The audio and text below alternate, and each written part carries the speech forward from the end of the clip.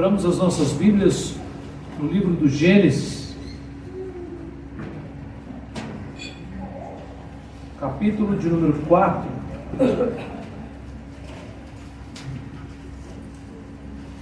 Nós faremos a leitura do capítulo 4, versículo 17, até o final do capítulo de número 35, do versículo 32.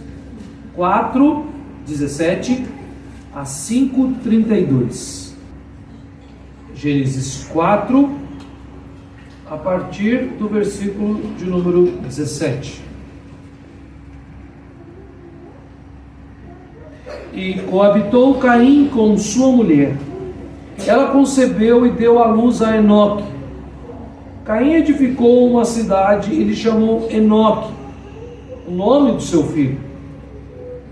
A Enoque nasceu-lhe Irade.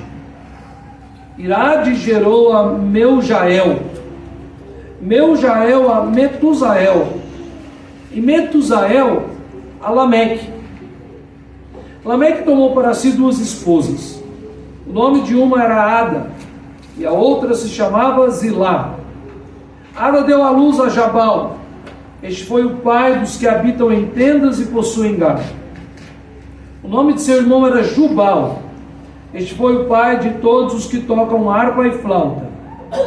Zilá, por sua vez, deu à luz a Tubal-Caim, artífice de todo instrumento cortante, de bronze e de ferro. A irmã de Tubal-Caim foi Naamá. E disse Lameque às suas esposas: Ada e Zilá, ouvi-me. Vós, mulheres de Lameque, escutai o que passo a dizer-vos. Matei um homem porque ele me feriu, e um rapaz porque me pisou. 7 vezes se tomará vingança de Caim. De Lameque, porém, 70 vezes 7. Tornou Adão a coabitar com sua mulher, e ela deu à luz um filho, a quem pôs o nome de Sete, porque disse ela: Deus me concedeu outro descendente em lugar de Abel, que Caim matou. A Sete nasceu-lhe também um filho, ao qual lhe pôs o nome de Enos. Daí se começou a invocar o nome do Senhor. Este é o livro da genealogia de Adão. No dia em que Deus criou o homem, à semelhança de Deus o fez. Homem e mulher os criou, e os abençoou e lhes chamou pelo nome de Adão, no dia em que foram criados. Viveu Adão 130 anos e gerou um filho à sua semelhança, conforme a sua imagem, ele chamou Sete. Depois que gerou a Sete, viveu Adão 800 anos e teve filhos e filhas. Os dias todos da vida de Adão foram 930 anos e morreu. Sete viveu 105 anos e gerou a Enos. E depois que gerou a Enos, viveu Sete 807 anos e teve filhos e filhas. Todos os dias de Sete foram 912 anos e morreu. Enos viveu 90 anos e gerou a Cainã. Depois que gerou a Cainã, viveu Enos 815 anos e teve filhos e filhas. Todos os dias de Enos foram 905 anos e morreu. Cainã viveu 70 anos e gerou Maalalel. Depois que gerou Maalalel, viveu Cainã 840 anos e teve filhos e filhas. Todos os dias de Cainã foram 910 anos e morreu. Maalalel viveu 65 anos e gerou a Jared. Depois que gerou a Jared, viveu Maalalel 830 anos e teve filhos e filhas. Todos os dias de Maalalel foram 895 anos e morreu. Jared viveu 162 anos e gerou a Enoque. Depois que gerou a Enoque, viveu Jared 800 anos e teve filhos e filhas. Todos os dias de Jared foram 962 anos e morreu. Enoque viveu 65 anos e gerou Metusalém. Andou Enoque com Deus e, depois que gerou a Metusalém, viveu 300 anos e teve filhos e filhas. Todos os dias de Enoque foram 365 anos. Andou Enoque com Deus e já não era, porque Deus o tomou para si. Metusalém viveu 187 anos e gerou a Lameque. Depois que gerou a Lameque, viveu Metusalém 782 anos e teve filhos e filhas. Todos os dias de Metusalém foram 969 anos e morreu. Lameque viveu 182 anos e gerou um filho. Pôs-lhe o nome de Noé, dizendo: este nos consolará dos trabalhos e das fadigas de nossas mãos nessa terra que o Senhor amaldiçoou. Depois que gerou a Noé, viveu Lameque 595 anos. Teve filhos e filhas. Todos os dias de Lameque foram 777 anos e morreu. Era Noé, da idade de 500 anos, e gerou a Sem, Cã e Jafé. Vamos orar. Bondoso Deus de amor, Tua palavra está diante de nós. E é nosso desejo, Senhor, mais uma vez nessa manhã, ouvir a Tua doce voz. Senhor, eu confesso o quão incapaz eu sou diante do poder da Tua palavra. Então, Senhor, apesar de mim, fala com cada um dos Teus filhos aqui nessa manhã e transforma os nossos corações para a glória bendita do Teu nome. Assim nós te imploramos em Cristo. Amém. O mundo em que vivemos é definitivamente um mundo mau. Nós estamos em um mundo caído e a maldição do pecado afeta a todo ser humano. Apesar disso, há no meio deste mundo um povo escolhido.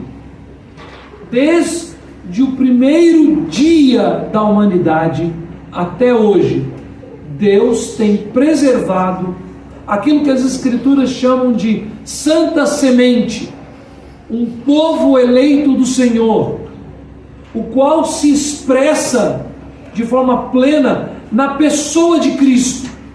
Então, tanto antes como depois de Cristo, o baluarte deste povo é o Messias de Deus, o qual nós conhecemos por seu nome. Ele é Jesus, o Filho eterno de Deus, que pela graça do nosso Pai eterno se encarnou por obra do Espírito Santo, sendo concebido no ventre da Virgem Maria. Nas palavras do apóstolo Paulo, ele não julgou como usurpação o ser igual a Deus, antes se esvaziou, tomando a forma de servo, sendo ele homem. E nas palavras da declaração de fé que a Igreja de Cristo tem preservado por tantos séculos, ele é vero Deus e vero homem. Cristo Jesus é o único socorro, a única esperança, a única convicção que nós, os eleitos de Deus, carregamos enquanto vivemos neste mundo mau. Sim, meus irmãos, nós somos crentes em Cristo, mas ainda vivemos em um mundo caído.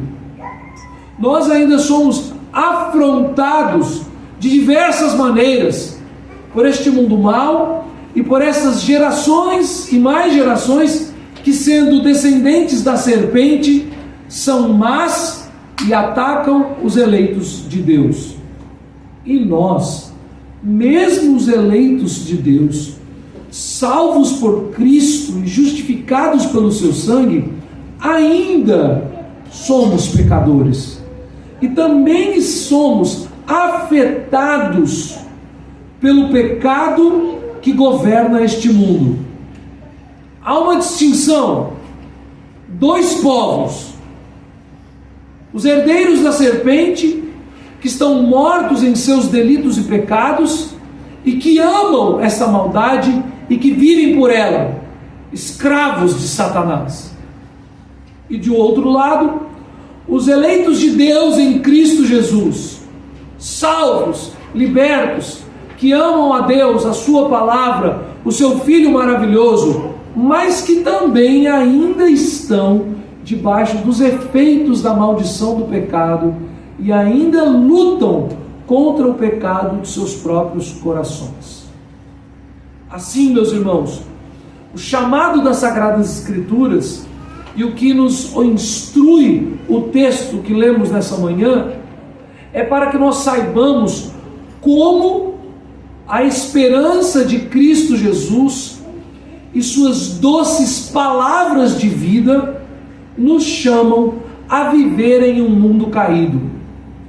Como Cristo tem em seus lábios a resposta certa para a maldade deste mundo e para o sofrimento e os pesares dos eleitos de Deus enquanto vivem neste mundo.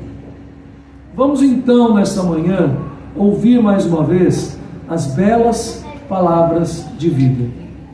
Assim diz o hino que nós cantamos: quero ouvi-las mais outra vez.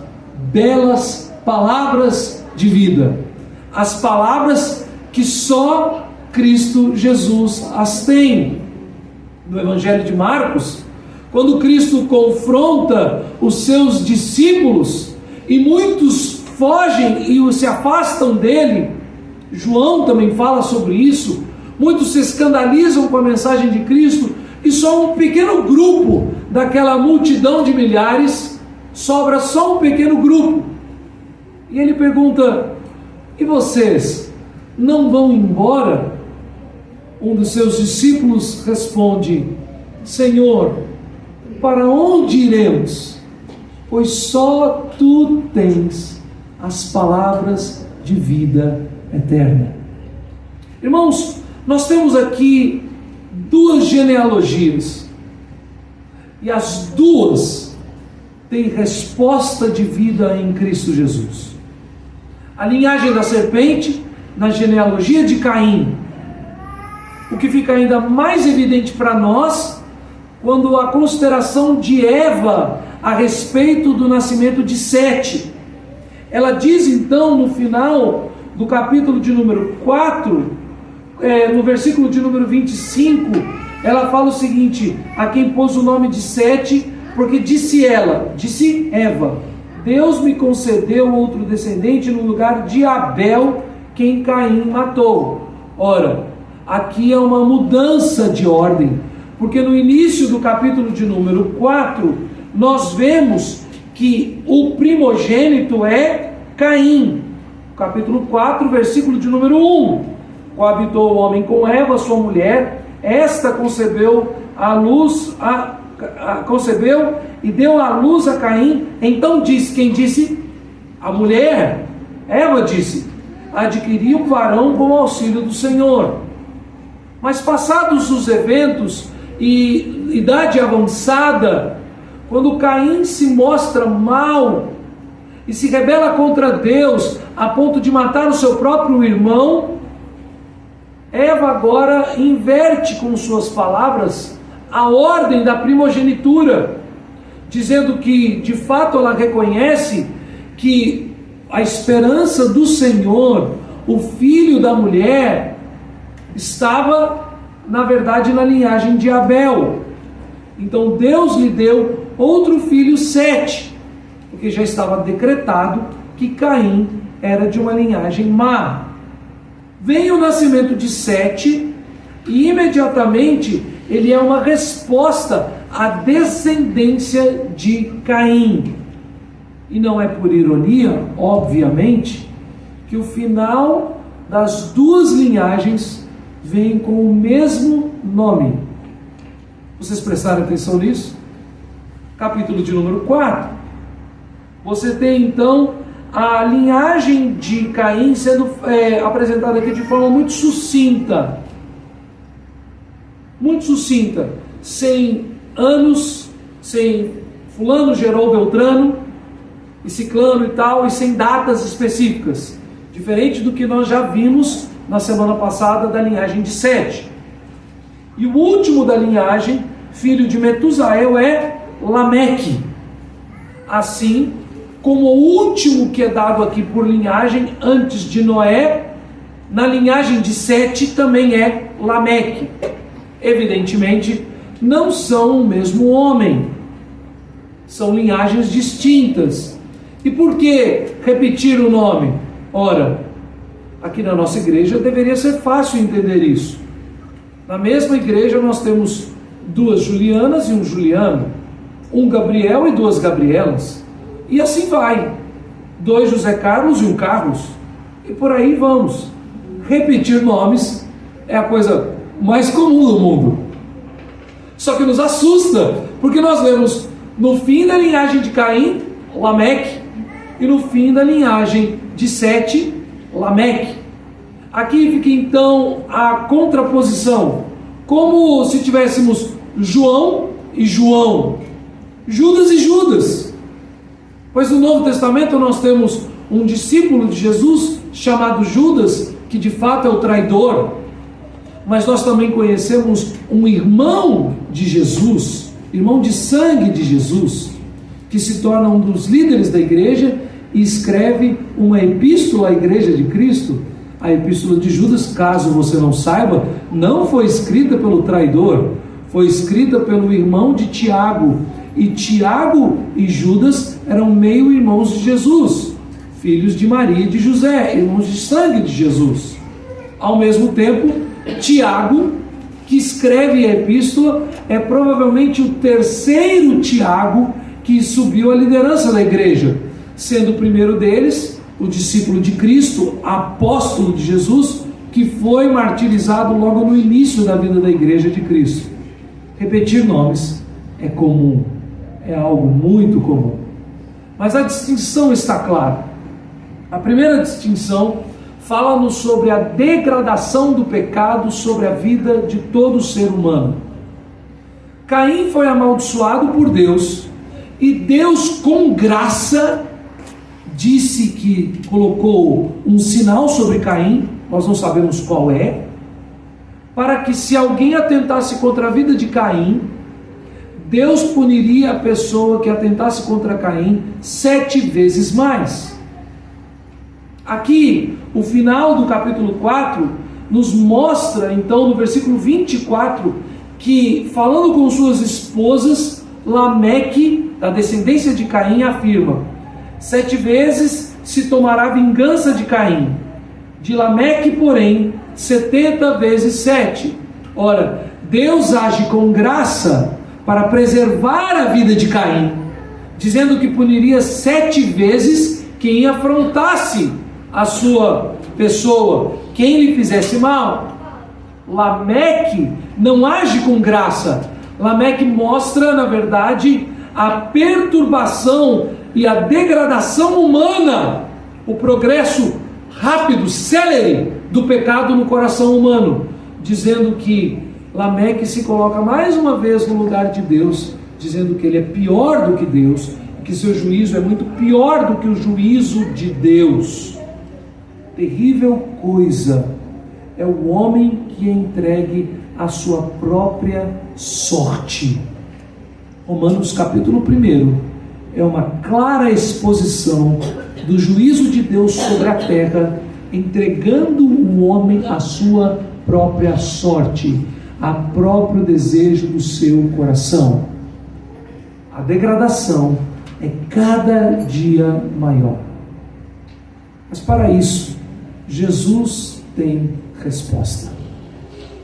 Por outro lado, nós temos a linhagem de Sete, a linhagem dos eleitos de Deus, aqueles que, sendo filhos de Sete e na descendência de Enos, são os que invocam o nome do Senhor. E no final dessa linhagem, nós temos novamente Lameque. Tem o mesmo nome, mas o texto nos mostra que, evidentemente, ele não tem o mesmo coração. Lameque ainda vive na esperança da promessa de Deus, e ele acredita que seu filho Noé é aquele que trará descanso a todo o sofrimento que foi imputado por Deus quando amaldiçoou a terra. Lameque busca o descanso de Deus, o fim da maldição do pecado sobre a terra. Lameque confia na esperança das promessas de Deus. E para este homem, Jesus também tem uma clara resposta: as belas palavras de vida. Então, a primeira coisa que nós precisamos ver aqui, meus irmãos, nesta manhã, olhando então para a linhagem de Caim, é o argumento que de fato vivemos em um mundo mau. E a resposta de Cristo a este mundo mau. Abram comigo, Mateus capítulo 18, versículo de número 21. Com certeza é um texto que vocês bem conhecem. Mateus 18, 21 e 22. Então Pedro, aproximando-se, lhe perguntou: Senhor, até quantas vezes meu irmão pecará contra mim, que eu lhe perdoe? Até 7 vezes? Respondeu-lhe Jesus: não te digo que até 7 vezes, mas até 70 vezes 7. O livro do Gênesis nos apresenta então que há um cenário aonde toda a linhagem prometida da mulher será apresentada. O cenário é um cenário de trevas, de queda, de juízo. O mundo inteiro está amaldiçoado. Não são partes do mundo criado. O cosmos está debaixo do juízo de Deus. Todos pecaram e destituídos estão da glória de Deus. Não há um justo, nem um sequer. A maldição do pecado está sobre todos os homens. Não há quem possa fugir. Não há força humana. Não há pensamento positivo. Não há obra humana. Não há boas obras, boas ações, nem caridade, nada. Nem mesmo o esforço coletivo de muitos, de milhares ou até de milhões, unidos em um pensamento, em um propósito, em um intento, pode justificar um ser humano sequer. Ninguém pode vir a Deus. Estão todos separados, mortos em seus delitos e pecados, vivendo pela corrupção dos seus corações, debaixo do governo do príncipe desse mundo, o príncipe da potestade do ar.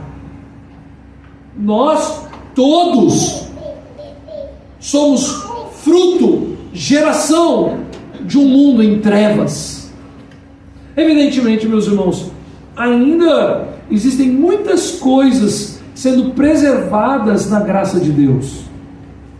Deus não entregou a criação de forma final àquilo que a criatura merece. Deus não destruiu com um sopro tudo o que existe.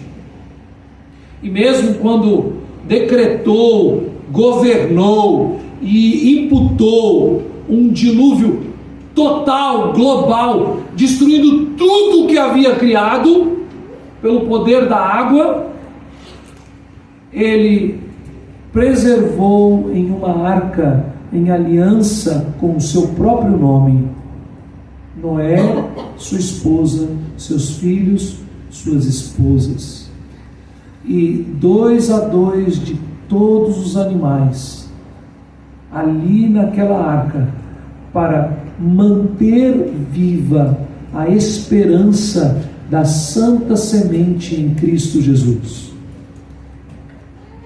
Nós ainda podemos contemplar as maravilhas da criação. Os céus ainda continuam abençoando os nossos olhos e entendimento, dando-nos a revelação da glória de Deus. Um dia discursa outro dia, e uma noite revela conhecimento a outra noite. Mas mesmo assim, vivemos em um mundo mau. E as pessoas que nos cercam, por mais que sejam de bom coração, por mais que sejam bons vizinhos, que tenham diversos talentos e manifestem também mercê de Deus, sinais da imagem de Deus sobre a humanidade, se não estão em Cristo e em Cristo somente, também são maus. Só pode haver algo bom em qualquer um de nós, se a centelha de Cristo estiver em nossos corações, pois um só é bom, e este é Deus. Vivemos em um mundo mau. As respostas a esta verdade foram sempre variadas, e os cristãos muitas vezes se equivocaram em como responder a isso. Muitos e muitos momentos, principalmente na era medieval, a clausura se tornou a resposta de muitos. Fugir da realidade em que vivemos, correr para os montes. Eu me lembro quando tive a oportunidade de fazer uma viagem missionária, ainda bem jovem, e fui ao barbeiro, e muito amigo nosso, muito querido, uma pessoa muito amada, mas sempre conviveu conosco, sempre ouviu o evangelho. Eu e meu irmão pequenos, crianças, sentávamos na cadeira do barbeiro, naquela tábua de madeira, na cadeira do barbeiro, e falávamos de Jesus para ele. Papai e a mamãe sempre falavam: lembra que o Samuel, nosso amigo querido, ele ainda não é crente, continue falando de Jesus. A gente sempre falava para ele de Jesus, chamava ele para vir à igreja. Muitas vezes ele aceitava o convite, vinha à igreja, ouvia a pregação. Grande amigo do papai, papai evangelizou ele a vida inteira. Até hoje o Samuel não professou a fé dele em Cristo, até hoje.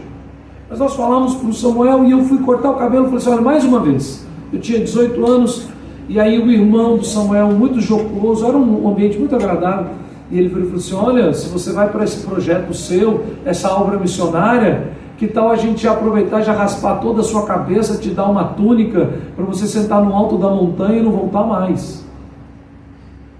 A expectativa equivocada de simplesmente de sair da realidade em que vivemos, como os Amish nos Estados Unidos, que eles têm uma comunidade totalmente desconectada da realidade, nem energia elétrica eles aceitam, como se isso de fato pudesse fazer com que alcançássemos a liberdade final da maldade do nosso próprio coração.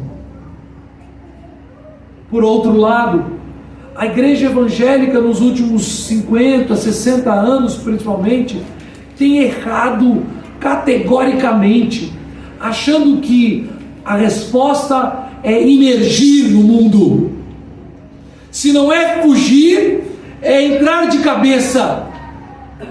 E um movimento diabólico tomou conta da igreja evangélica, com uma idolatria quase nunca dantes vista, que esse movimento chamado o movimento do seeker sensitive, ou seja, que a igreja cristã precisa ser sensível ao que busca. E nós estamos deturpando o que é cristianismo, o que são as Sagradas Escrituras, e imergindo com os pagãos numa ideia de espiritualidade. Nós estamos buscando fortalecer a espiritualidade humana, mas deixando de lado as bases mais importantes da vida cristã. Se o mundo é mau e corrupto, sua cultura é má e corrupta. Não existe uma sociedade humana que seja natural ou inocente, neutra. Não há neutralidade alguma, nem mesmo naqueles que são muito defendidos por um grupo de pessoas, né? Os pobre coitados dos índios no meio da mata, eles também são herdeiros de Adão. Eles também estão debaixo do juízo do pecado e da maldição da morte sobre toda a humanidade. Os índios no meio da mata, talvez mesmo os não alcançados, ainda vivem, têm filhos, se cansam e morrem. A resposta não é se igualar também. A resposta não se isolando, nem imergindo no mundo. A resposta, na verdade, é sermos como Cristo Jesus. E a resposta do crente ao mundo caído é a compaixão de Cristo, o amor de Cristo revelado na cruz. O Senhor Jesus Cristo responde a Pedro dizendo que o pecado de Lameque precisa ser redimido por Cristo. Lameque, filho de Caim, que pune os seus inimigos com uma ira 70 vezes maior do que a ira de Deus. Jesus disse que o perdão, então, precisa ser derramado sobre tais, na mesma medida.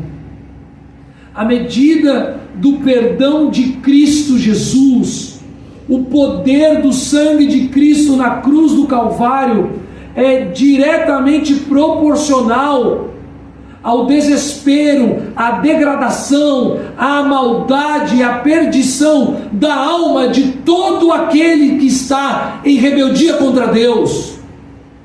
Não há uma gota de sangue do Filho Santíssimo de Deus que seja desperdiçado. Nem há algo que esteja além do poder de Cristo Jesus. Como eu disse aqui, aquele bordão muito equivocado, que não devemos mais usar, mas quanto a pessoas que estão num estágio de vida, de decadência, de pecado, e é muito comum, muito popular, o bordão na língua portuguesa que dizemos, para este só Deus. Em outras palavras, as pessoas dizem, este só Jesus na causa. Quando falamos este bordão, esse ditado popular, na verdade estamos pecando contra a obra e o derramar do sangue de Cristo na cruz do Calvário. Porque quando falamos, olha, para esse só um milagre, só Jesus, só Deus, na verdade estamos expressando uma frase que é verdadeira, mas o coração que pensa com o oposto. Esse ditado popular nós só usamos para causas que humanamente cremos estarem perdidas, para homens, mulheres, para de repente um jovem, um filho, um sobrinho, um amigo, um colega de trabalho que está com a vida totalmente destruída, e você então diz, olha, para esse daí só Jesus. É como você assim, eu lavo as minhas mãos, eu entrego, eu não tenho mais o que fazer, não cabe a mim mais nada. A frase é verdadeira, mas muitas vezes o sentido do coração é o oposto. Você já não crê mais que nem mesmo Deus fará algo em favor dessa pessoa. Não há quem esteja além do poder do sangue de Cristo Jesus. Assim como não há uma gota do sangue do nosso Salvador que seja desperdiçado. Ele não derramou nada a mais, nem a menos.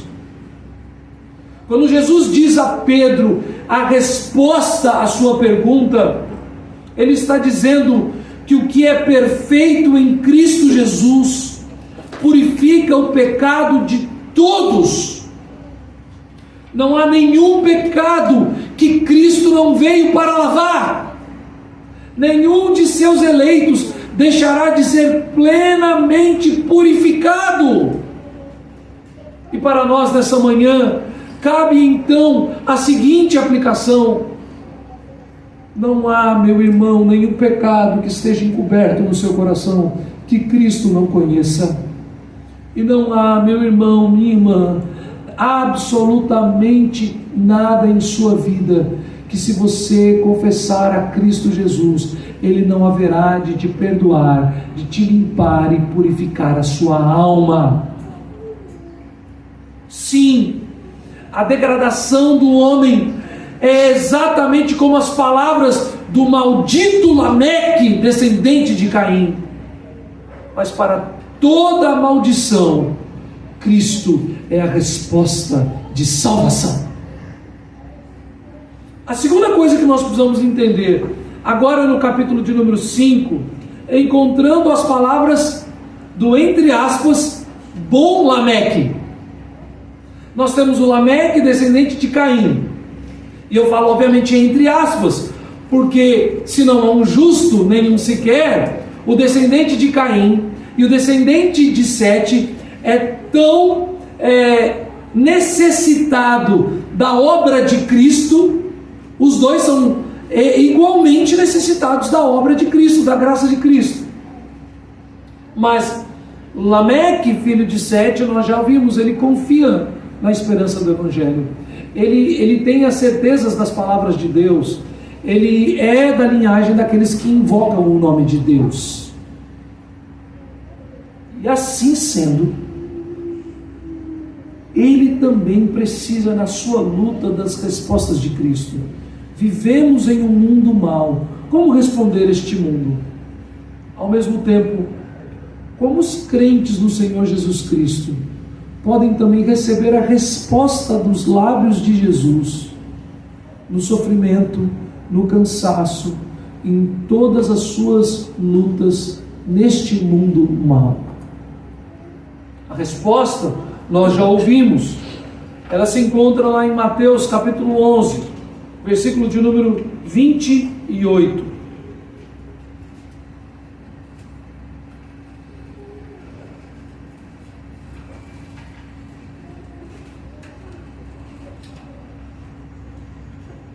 Jesus diz assim: vinde a mim, todos os que estáis cansados e sobrecarregados, e eu vos aliviarei. O Senhor Jesus Cristo responde às necessidades de todos os seus servos. Ele chama o cansado, ele chama o sobrecarregado. E aqueles que atendem à voz do Salvador, certamente em Jesus encontram o descanso, o alívio e o consolo que tanto buscam. Vivemos em um mundo mau e caído, mas neste mundo mau é a igreja de Cristo Jesus chamada à perseverança. Nós somos chamados a continuar. Nas palavras que lemos na manhã desse dia, nós somos afrontados, mas não desanimamos. Somos chamados a continuar, a caminhar na presença de Cristo, e o mundo continuará sendo mau. Nós ainda devemos continuar cultuando ao Senhor todos os domingos. Nós devemos continuar a evangelizar aquelas pessoas a quem conhecemos. Nós devemos continuar a investir os nossos recursos financeiros na igreja local, nas missões ao redor do mundo. Nós devemos continuar a perseverar em oração. Nós devemos continuar buscando conhecimento, entendimento e graça pela leitura da palavra, pela vida devocional. Nós devemos continuar pleiteando, meus irmãos, diariamente pela santidade da nossa casa, pelo culto doméstico, pelo pastoreio das nossas esposas e dos nossos filhos. Nós devemos continuar buscando em Cristo Jesus, no poder das Sagradas Escrituras, as belas palavras de vida. E o mundo continuará sendo mau. É impressionante, meus irmãos, como tantas vezes somos como que confundidos pelas lutas externas e internas. Não é incomum estar na nossa pauta de conversas as nossas preocupações com o atual governo federal. E quem me dera a nossa preocupação externa fosse meramente com o presidente da República e seus ministros. Na verdade, governantes em todas as instâncias, em todos os poderes, legislativo, executivo e judiciário, aqueles que são rebeldes contra Cristo, que odeiam a palavra de Deus, que se levantam e afrontam a cruz de Cristo, estão em todas as instâncias. Quem dera fosse só no Brasil. Conversávamos sobre isso nesses dias e alguém perguntou assim: então, ok, vamos embora do Brasil, vamos para onde? Para o Canadá? Eu falei: o Canadá é muito pior. Vamos para onde? Para a Escócia? Muito pior. A Inglaterra? Muito pior. Então vamos para os Estados Unidos. Em certos estados norte-americanos, pais homeschoolers, para você ser autorizado pelo estado para ser homeschool, o estado entrevista seus filhos separado dos pais. Crianças de 5, 6, 7 anos são levados por uma sala com agentes do estado para serem entrevistados sem a presença dos pais, para eles saberem se podem ou não permitir aquela família educar os filhos em casa. Nos Estados Unidos, não há para onde fugir. Não há para onde fugir. Mas ao mesmo tempo, como que confusos de fato, eu tenho vivido assim, eu tenho acompanhado irmãos assim, nós, pensando em todas essas afrontas externas, ainda lutamos para conseguir manter o culto doméstico diário em nossa casa. Pensando e preocupados com todas as lutas de fora, ainda temos grande dificuldade de estabelecer vida devocional, leitura da palavra e vida de oração diária.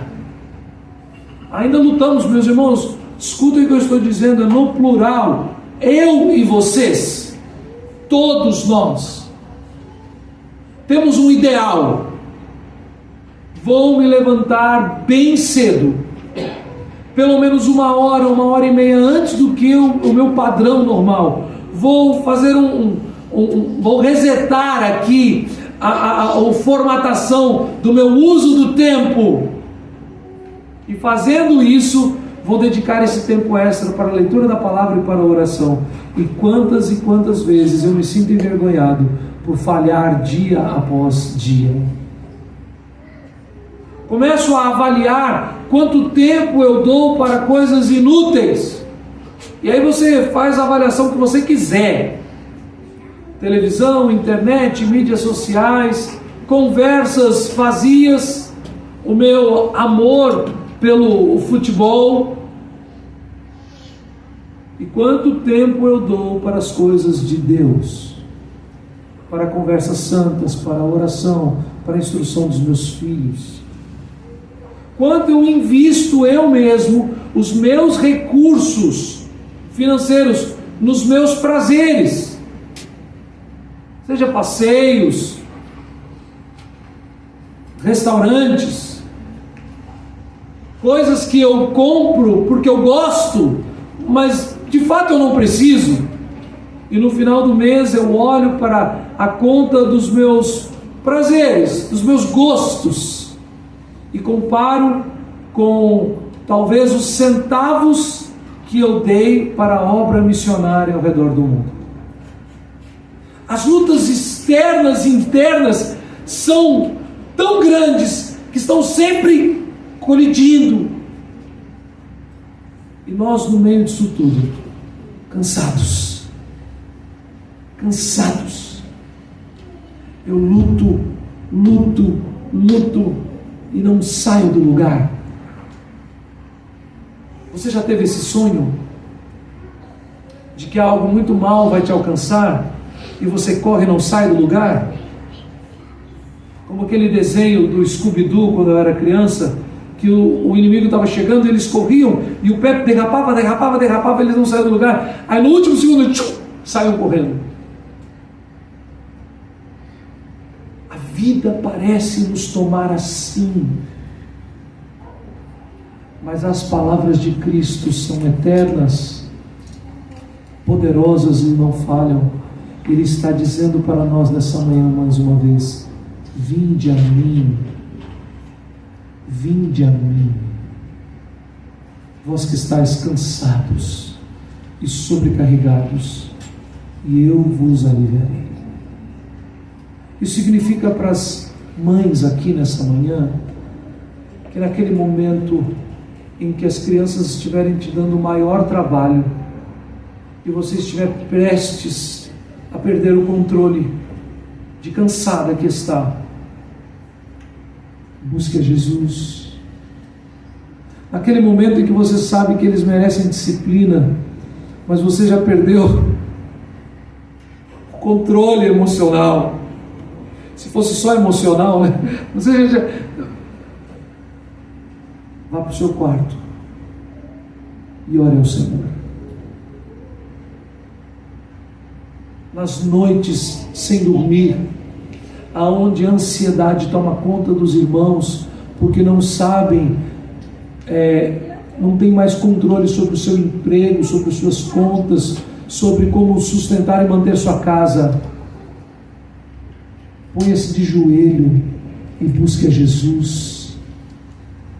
Quando o seu casamento estiver entrando em um momento de conflito, e você vai percebendo que o tom vai aumentando, e você ouve uma palavra que te fere mais, e você já tem uma palavra mais feroz ainda, saia, feche-se num canto sossegado, ponha o seu joelho no chão e busque ao Senhor. Quando vocês, jovens, são pressionados a decidir sobre o futuro, a faculdade, o trabalho, o casamento, ponha o seu joelho no chão e busque a Jesus. Lembre-se, Ele está falando com todos nós nessa manhã mais uma vez: vinde a mim, vós que estáis cansados e sobrecarregados, e eu vos aliviarei. Os enfermos, eu sei que temos irmãos aqui que, assim como eu, se comerem alguma coisa diferente, passam uma semana enfermos. Eu sei que tem irmãos como eu, que têm lutado para encontrar um médico, um remédio, uma resposta. Eu sei que tem irmãos aqui lutando há muito tempo contra enfermidades, contra o cansaço, a fadiga física. Isso vai afetando vocês emocionalmente, e a vontade é jogar tudo para o alto, desistir. Olha, que seja o que for, Jesus está te dizendo nessa manhã: vinde a mim, vós que estáis cansados e sobrecarregados. Porque, meus irmãos, o calor e o frio, a chuva e a seca, as enfermidades, a falta de trabalho, a escassez de recursos, a dificuldade de nutrir, de domar, de instruir os nossos filhos, os conflitos entre marido e mulher, os conflitos às vezes no seio da igreja, entre famílias, entre irmãos, todas essas coisas são resultado do juízo de Deus, do efeito do pecado sobre as nossas vidas e da maldição do pecado e da morte sobre o mundo. Não temos para onde fugir, não há lugar seguro a não ser em Jesus. Como quando Moisés levantou a serpente de bronze no deserto, colocando-a sobre o madeiro, e todos aqueles que estavam no acampamento sendo picados por serpentes venenosas, prontos a morrer, aqueles que olhassem para a serpente crucificada, que Deus ordenou a Moisés colocar no alto do monte, seriam imediatamente salvos. Diz o apóstolo João no capítulo 3, versículo de número 12 até o versículo de número 16, que assim, da mesma forma, Cristo foi colocado na cruz do madeiro, para que nós agora, atentando à sua voz, olhemos para a cruz e recebamos dele o perdão, a cura, a salvação e o alívio a todo o nosso sofrimento.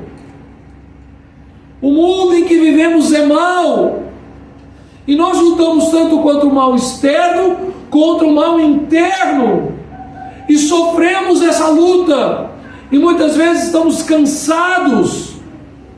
Não é incomum nos nossos dias, infelizmente não é incomum ouvir que pastor fulano de tal está em burnout.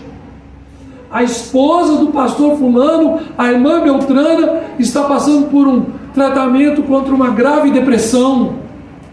A depressão é a doença mais contagiosa do nosso mundo. Entenda o que eu estou falando.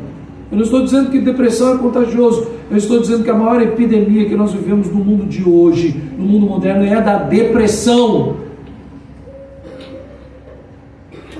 O cansaço, a vontade de desistir, os sofrimentos internos. Nós também podemos ser alvo dessas coisas. Não estamos imunes, não. A foto que mais comum nas mídias sociais dos meus colegas pastores, sabe qual é? É a foto de um homem bem idoso, já bem enrugado, e aí com os dizeres assim: o ministério pastoral não é cansativo, é leve e tranquilo. Aí diz assim: falou o pastor fulano, 32 anos. Aí eles põem uma foto de um homem todo e bem idoso, bem avançado de idade, bem enrugado. Virou piada. Não é piada. Nós precisamos ouvir as belas palavras de vida. Só Jesus Cristo tem as palavras de vida eterna. Vinde a mim, vós que estáis cansados e sobrecarregados. Assim como contra o pecado do mundo, a resposta de Cristo é o amor, a graça, a compaixão e a entrega de si mesmo para perdoar os pecados. A resposta de Cristo aos nossos sofrimentos, ao nosso cansaço, ao juízo de Deus sobre todos aqueles que estão neste mundo, também é a cruz, também é o sangue do Cordeiro, também é o amor de Cristo sobre nós. São palavras de vida, são palavras de graça, são palavras de amor. Vinde a mim, vinde a mim. Ah, meu irmão, hoje mesmo vá a Cristo Jesus. Hoje mesmo vá à cruz do Calvário e humildemente diga a Jesus, o seu Senhor e Rei, o seu Salvador, o bom pastor da sua alma. Diga a Ele tudo aquilo que tem lhe trazido aflição, todos os seus sofrimentos, todo o seu cansaço, tudo aquilo que tem te angustiado. Fale hoje mesmo com Jesus e Ele nos aliviará.